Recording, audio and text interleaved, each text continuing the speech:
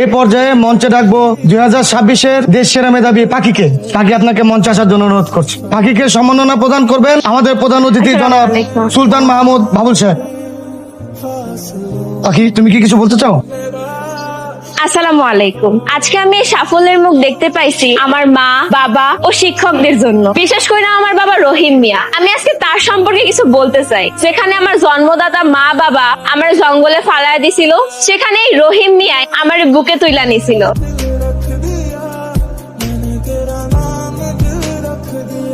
জঙ্গলের মধ্যে বৃষ্টির মধ্যে এই বাচ্চাটা পয়রা আসলে তুই ওখান থেকে তুই আনছস? এই বাচ্চা তুই পালবি? পাগল হয়ে গেছস? হাব্বারে কি কইবি? দেখ কি মায়া।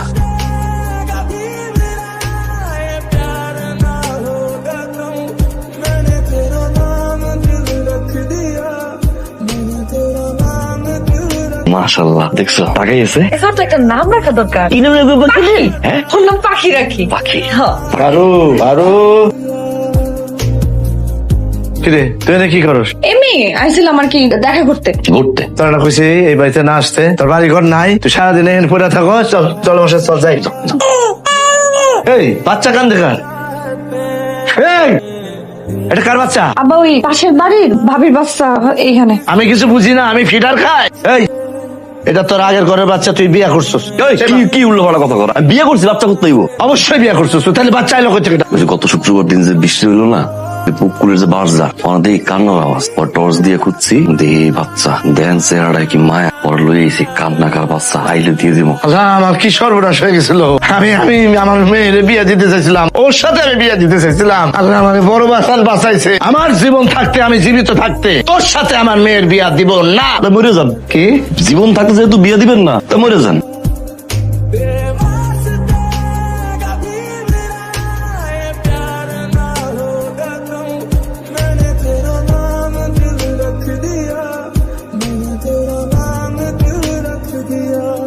এই যে যাইতেছো স্কুলে, সারুর কথা ঠিকঠাক মতো শুনবা। হ্যাঁ, না শুনুন না, শয়তানি করবা না। করুন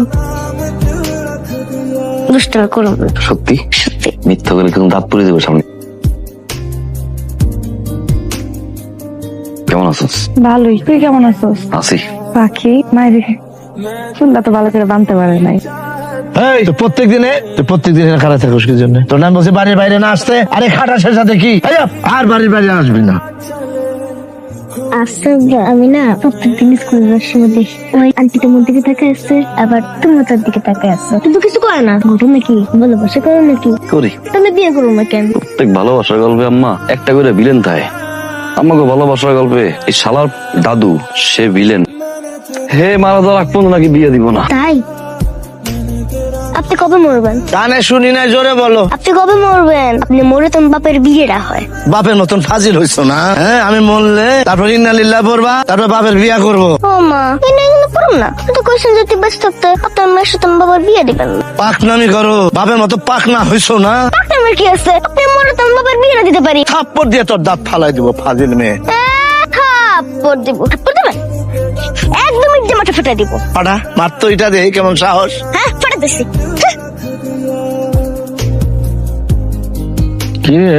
আমরা এতগুলি লোক বসে রয়েছি, তুই কোনো কথাবার্তা করতেছিস না? বিষয়টা হয়েছে যে আমার যেখানে রাস্তাঘাট পথে ঘাটে যেখানে দেখে ইন্নালিল্লাহি ওয়া ইন্না ইলাইহি রাজিউন, সব সময় একই কথা কয়। যখন আমি মরি না, তখন সে তার এই মেয়েটাকে তারে আমার পিছনে লেলায় দিছে। এই পাখি এত বড় একটা ঢিলা নিয়া ঠাস করে আমার মাথার মধ্যে মাছর বাবারে গামজের বিচার করার মাছ। আচ্ছা, প্রথম কথা হইলো তুই এই ইন্নালিল্লাহি বলাটা বন্ধ কর। আমি একটা কথা কই কি, ওই মেয়েটা দিক তাকে দেখ, শিশু মানুষ ওই, আর এত বড় একটা ঈদ এই যদি তুই দেখাইলি, এটা কি সম্ভব? যা হইছে তুই মাফ করে দে। না হইলো না, আমি বিচার চাই, বিচার চাই। কি ওর শাস্তি তুই চাস? চাই। কাকা ও কি ধরনের কথা কয়? যদি ঢিল মারার বুদ্ধি আমি দিয়ে থাই, আমি দিছি, যেটা আমি বুদ্ধি দিছি, শাস্তি আমার হইব। আমার মাইয়ার কে? আমি শাস্তি চাই, শাস্তি চাই। আচ্ছা থাম, তুই ক কি শাস্তি চাস? কয় মিনিট আছে আম্মা? শেষ তাই? আশেপাশে কেউ আছে? হ্যাঁ, আশেপাশে কেউ আছে? নাই। ওই রহিম, তার তো কপাল খুলছে। কে? ওই যে তোর পারুর বাপ আছে না, মরিস।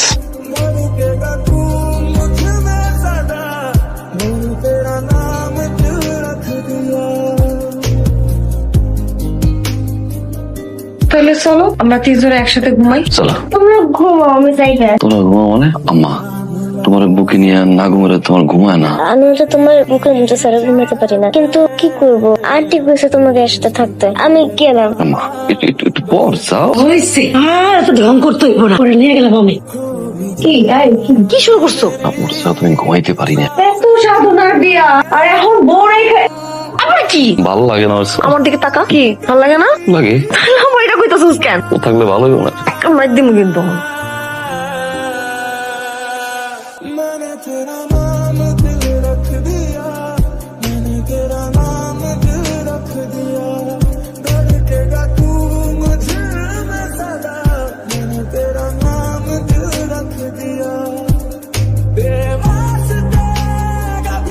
পাখি, মা ভিতর থেকে তরকারির একটা পাতিল আসছে, ওটা একটু নিয়ে আয় তো।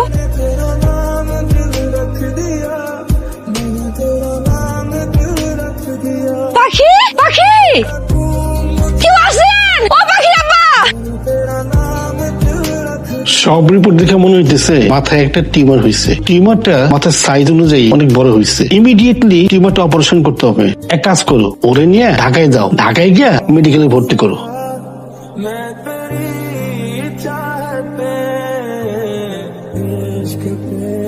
কি ভাই, সিট লাগবো? ও ভাই ভাই আমার মাইয়াটার অবস্থা ভালো না, পড়াশোনা করানোর কথা বলছে। ভাই সিট তো খুব কম আছে, সিট না এত রুগীর চাপ। আমার একটু জানাশোনা আছে, একটু খরচাপাতি করলে ব্যবস্থা হয়ে যায় আর কি। খরচাপাতি খরচাপাতি মানে খরচাপাতি, আপনার মায়ের বেডে ভর্তি করবেন, এটা জন্য খরচাপাতি লাগবে না? কেমন কেমন? কমসে কম 20,000 টাকা তো লাগবে।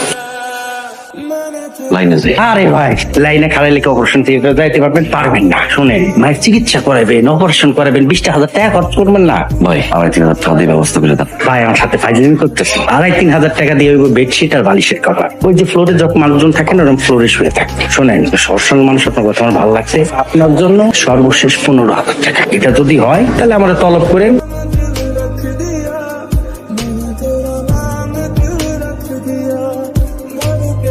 আব্বা বাবা, ডাক্তার কখন আইবো? আব্বা আমার মায়ের অবস্থাটা খুব খারাপ। আব্বা আব্বা একটু হাওনি আইতে কর না আপা।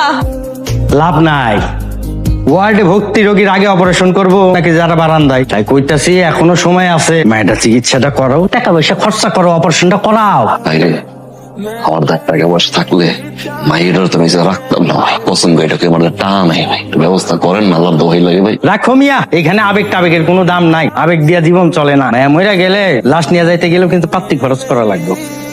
ভাই শোনেন, আপনার মায়েরারে যদি বাঁচাইতে চান তাহলে একটা বেসরকারি হাসপাতালে নিয়ে যান। এখানকার যে সিরিয়াল, আপনার মায়েরে বাঁচাইতে পারবেন না। পাখির অপারেশন করাটা জরুরি। আপনারা এখনো বসে আছেন কেন? ওর অপারেশনের জন্য 1,05,000 টাকার মতো খরচ হবে। টাকাটা যত তাড়াতাড়ি অ্যারেঞ্জ করতে পারবেন ওর জন্য রিস্কটা কমে যায়। স্যার কিছু পুরোনো করে একটা কথা কই। বলুন। স্যার আমরা গ্রামের সহজ সরল মানুষ, আমি স্যার ওই মাটির পুতুল পুতুল বানাই আর কি।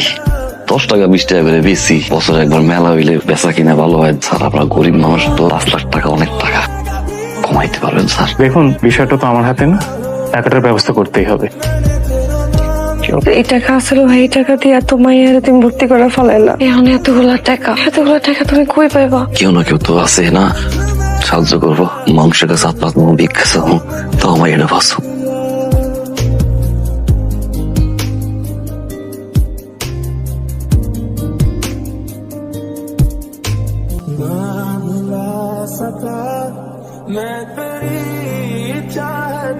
মা, আব্বু কখন আইবো? আব্বা আইবো আম্মা, না তুমি একটু খাও।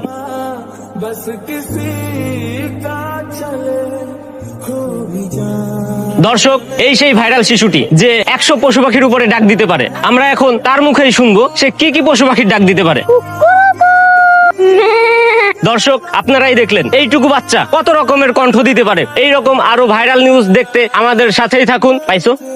ওকে, ঠিক আছে, ধন্যবাদ সবাইকে। চলো ভাই আপনি সাংবাদিক না? হ্যাঁ ভাই এই যে ভিডিও করলেন সবাই দেখবে না? এটা দেশের মানুষ তো দেখবেই, এখন বিদেশের মানুষও দেখবে। ভাই আমার একটু উপকার করা যায়? কি উপকার? ভাই আমার মাইয়া পাখি হাসপাতালে ভর্তি, ওর ব্রেন টিউমার হয়েছে ভাই। ডাক্তার কইছে অপারেশন করাইতে, অনেকগুলো টাকা, গরিব মানুষ এত টাকা কই পাবেন ভাই? মানুষের কাছে সাহায্য চাইতেছি, 10 টাকা 20 টাকা অনেকে দেয়, কিন্তু সবাই বিশ্বাস করে না ভাই। অবশ্য বিশ্বাস না করাটা তো স্বাভাবিক না। কত মানুষ আছে বাটপারি সিটারি করে, হাজারটা বাটপার সিটারের মাঝখানে গিয়ে একটা সত্য খুঁজে পাওয়া যায়। ভাই আমার মাইয়ের খবরটা একটু কর না। অনেক ভালো মানুষ আছে না বাসায় ভাই, করেন না, নিউজ করবেন ভাই। আরে ভাই, এটা কি কোনো টিআরপি নিউজ, কোনো ভাইরাল নিউজ? আর আমার বছর গালি কি আপনি খাইবেন? ভাই আপনি ভাইরাল নিউজ নিয়ে আসেন, ভাইরাল নিউজ দেখাবো না, এগুলো দেখান যায় না ভাই। এই গাড়ি কল। ভাই ভাইরাল টিআরপি তো আমি বুঝি না, আপনার মনে হয় বিশ্বাস হয় না? এই সামনে মোড় দিয়ে হাসপাতাল দেখছেন, আপনি নিজে দেখেন, ডাক্তার লগে কথা বললেন, এরপর যদি বিশ্বাস হয়। ভাই রিকোয়েস্ট করেন না প্লিজ, আমার অনেক কাজ আছে, পরবর্তী স্লট ধরতে হবে লাইভের জন্য, আমার মাফ করেন ভাই।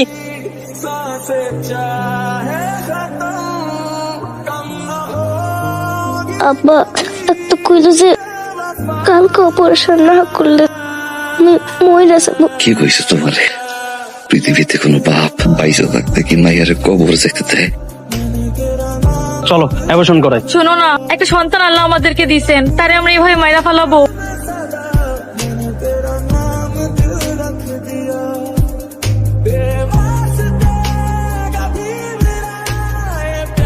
জনদরদি পার্টি সাধারণ মানুষের পাশে ছিল।